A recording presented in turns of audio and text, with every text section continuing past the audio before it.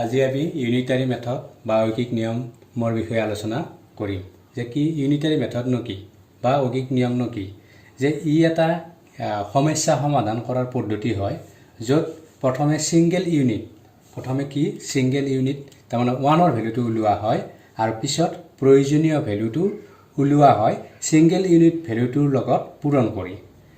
এতিয়া আমি চাম প্ৰথমতে ইউনিট সিঙ্গেল ইউনিট মানে প্ৰথমে 1 ৰ ভ্যালুটো আমি উলিয়াই লম তাৰ পিছত যেটো আমাৰ প্ৰয়োজনীয় ভ্যালু হয় সেই ভ্যালুটো উলিয়াই লম এতিয়া সাপোজ আমাক দিয়া আছে 10টা কলমৰ দাম আমাক দিয়া আছে সাপোজ 100 টকা তাৰপৰ আমাক 5টা কলমৰ দাম উলিয়াব লাগে গতিকে তা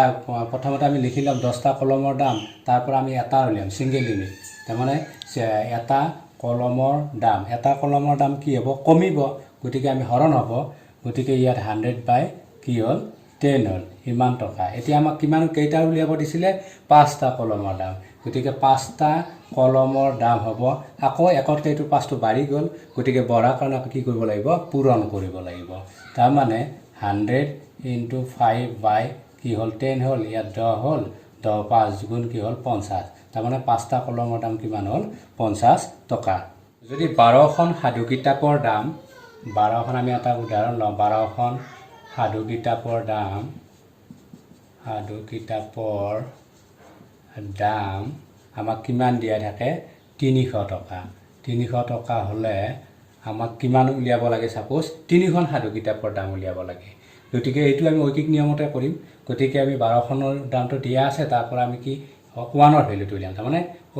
ইউনিট মানে 1 ৰ ভ্যালুটো আমি উলিয়াম তাৰ মানে এখন সাধু কিতাপৰ দাম কিমান হ'ব এখনৰ হলে দামটো কি হ'ব দামটো কমিব হলে কি হ'ব হৰণ হ'ব তাৰ মানে এইটো তলত আহিলে 12টো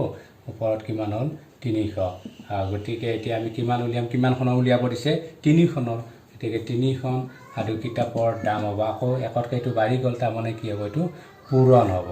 300ৰ লগত পূৰণ 3 তলত কি আহিলে 12 হ'ব এতিয়া আমি কটাকটি কৰিম